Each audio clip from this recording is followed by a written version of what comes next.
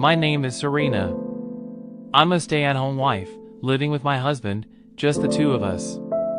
My husband, Donald, was originally my coworker, and we've been married for 3 years now. Ever since we got married, we've been hoping to have a child, but we haven't been blessed with one yet. I was happy, except for one thing that has been troubling me since our marriage. The source of my worry was, still, in other words, my husband's family. Our apartment is about a 10-minute drive from my husband's family home, and I used to visit there quite often. Donald's older sister, who is 3 years older than him, despite being married and having kids, would hang out at their parents' home almost daily. She constantly complained about her husband and vented about the hardships of parenting. From what Donald told me, his mother has always favored his older sister, and the family has always had an atmosphere of being whatever she says. Donald also has a younger sister, but she currently works from home and is usually holed up in her room even when not working. I have hardly seen her since our wedding. In the beginning, both my mother-in-law and sister-in-law were kind to me and treated me nicely. But for some reason, their attitudes suddenly changed at some point. Assuming I was some kind of maid, they'd say, "You're a stay-at-home wife, so you must have a lot of free time, right?" and would ask me to come to their home to do all the housework while they were enjoying their free time. On top of that, they would criticize the meals I cooked, saying the flavor was bland, they couldn't tell what they were eating, and ultimately saying, "Serena, you're really a bad cook." I feel sorry for Donald having to eat such food every day. I have a professional cooking certification, and Donald always compliments and enjoys what I cook. And, not to be rude, but my mother-in-law's cooking is overly seasoned and salty, and I've never seen my sister-in-law being secretly concerned about the health of my father-in-law's family. I have tried to cook extra dinner for them, packing them into plastic containers. However, they took it as an offense, saying, "Why do we have to eat the leftovers from your household? We're not in charge of disposing of leftovers." I only ended up pouring more oil on the fire. I once asked myself, "Is everything okay at home?" They responded by angrily shouting, "What happens in my home is none of your business." Ever since then, I've been unable to ask myself anything. Of course, I didn't go to their home every time they asked me to come. In the beginning, I used to refuse them, saying I have things to do, or I would ignore calls from my mother-in-law and sister-in-law. Then my mother-in-law and sister-in-law took an unexpected action, saying, "Bearing in mind it's our son's home, isn't it practically ours as well?" They began to come to our apartment without our permission, rummaging around our rooms, taking food from our refrigerator, and spreading all sorts of rumors about us to our neighbors. Afterward, it was quite hard to clear out these misunderstandings with our neighbors.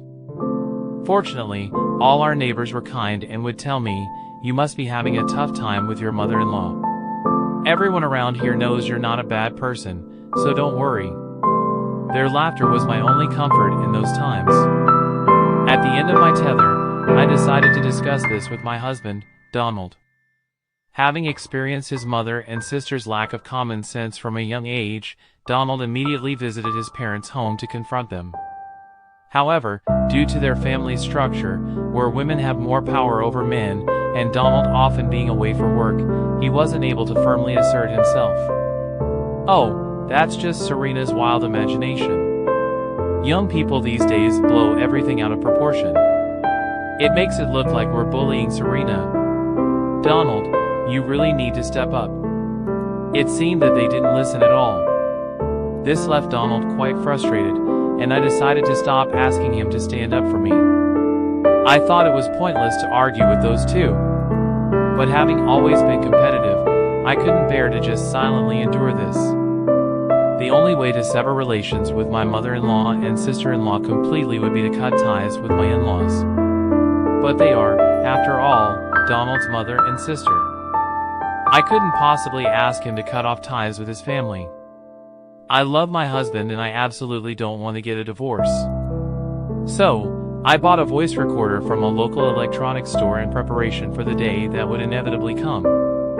From that day, whenever my mother-in-law and sister-in-law abused me, I decided to record them using the voice recorder. At first, I was nervous about whether they would realize I was recording them, but they didn't seem suspicious. Even as I continue living this stressful life, I found a source of joy that was a novel I had stumbled upon. The protagonist of that novel is a female spy from a certain country's intelligence agency. It's a story where she marries a man for the purpose of information gathering, but before she can act as a spy, she has to battle the harassment from her husband's mother, which is quite an outrageous plot. It started with an unusual introduction as a spy story, but the scenes of conflict between the daughter-in-law and mother-in-law and the relentless harassment became a hot topic. It became such a popular novel that it was decided to be adapted into a TV series featuring popular actors and actresses. Actually, the reason I bought a voice recorder was because of the influence of this novel. The scene where the protagonist plays back the evidence of her mother-in-law's depravities recorded on the voice recorder in front of her in-laws was truly satisfying. I always drew strength from the positive attitude of this rebellious protagonist. Even if I can't be like the protagonist, someday I'll make my mother-in-law and sister-in-law speechless. With that in mind, I started recording. After that, my mother-in-law and sister-in-law, who didn't know they were being recorded, continued to abuse me verbally. They stopped coming to our apartment because I stopped ignoring calls from my in-laws. But somehow, the conversation had shifted to the fact that I couldn't conceive a baby. I gave birth to my son right after getting married. It's been 3 years and you still can't conceive a baby. Isn't there a problem with you? Oh, maybe you're not meant to be with Donald. That's hilarious. Honestly, I couldn't believe they were joking about something so delicate. My mother-in-law's words made this situation even worse. By the way, didn't you say you were hospitalized for a long time during your school days? Maybe that's why you're having trouble getting pregnant. Oh dear, I won't be able to see my son's child. I feel like I was unfortunate to have you as my daughter-in-law. My mind went blank and I couldn't hear their conversation anymore. The laughter echoing in the distance made my head ache. That night when I returned home, I had a fever and fell ill. At that moment, I was grateful to see my husband, who was worried about me. I have this in case something happens to me, I said to myself, holding the voice recorder close to my chest like a protective charm. It was shortly after that I found out I was pregnant. At the same time, my husband's transfer was decided. My husband was worried about me giving birth in the unfamiliar city, so he said, "You should come here with the baby after you've settled down." I lived by myself until then. Of course, I'll come back home often. I was grateful for my husband's thoughtfulness. However, my mother-in-law made an outrageous suggestion upon hearing that. "Oh then, why don't you live in this house with us, Serena? It must be tough for you to be alone with a newborn baby." Upon hearing my mother-in-law's words, my husband and I froze. My husband desperately said that I couldn't live together, but my mother-in-law not only turned a deaf ear, but she seemed to be too excited about the birth of her grandchild, saying, "How about renovating this storage room? We'll also need a room for the baby in the future." This is no joke. I knew my mother-in-law. She would undoubtedly force me to do housework in such an environment. I can't imagine giving birth, let alone raising a child with peace of mind. I might even have my child taken away. My tolerance had reached its limit. Now is the time to use it, I thought. I've endured for this moment. I chose the day of my mother-in-law's birthday, when many people would be present, to get my revenge. On my mother-in-law's birthday, not only my sister-in-law but also my sister-in-law's husbands would visit my in-laws' home. I would expose all the verbal abuse I had endured from my mother-in-law and sister-in-law in front of everyone. I was eagerly waiting for the day to come. Finally, it was the day of my mother-in-law's birthday. I put the voice recorder in my bag and visited my in-laws' home with my husband. However, an incident happened while I was in the bathroom. My mother-in-law noticed the voice recorder and deleted all its contents. I fell down on my knees when I found that out. Apparently, my 5-year-old niece, my sister-in-law's child, accidentally knocked over my bag and my sister-in-law, who was cleaning it up, found the voice recorder by coincidence. Despite my despair, my mother-in-law's birthday party began. My mother-in-law seemed so happy throughout the celebration, surrounded by many birthday gifts. My mother-in-law noticed a DVD among the gifts. "Oh, what's this?" The DVD had only "Happy Birthday" written in black marker, and it was unknown who it was from. "Why don't you try playing it?" my sister-in-law said. So, she received the DVD from my mother-in-law, then pressed the play button on the player. The video played on the TV made the people in the room freeze. "Why do we have to eat the leftovers from your household? We're not in charge of disposing of leftovers. By the way, didn't you say you were hospitalized for a long time during your school days? Maybe that's why you're having trouble getting pregnant. Oh dear, I won't be able to see my son's child. I feel like I was unfortunate to have you as my daughter-in-law." The cruel acts that my mother-in-law and sister-in-law had done to me in those 3 years were projected on the TV. My sister-in-law frantically tried to stop the playing of the DVD, but my mother-in-law stopped her, saying, "Just let it play." My sister-in-law immediately stayed in the corner of the room, feeling ashamed. My mother-in-law's face also turned pale. When the DVD finished playing, my mother-in-law started speaking, capturing everyone's attention.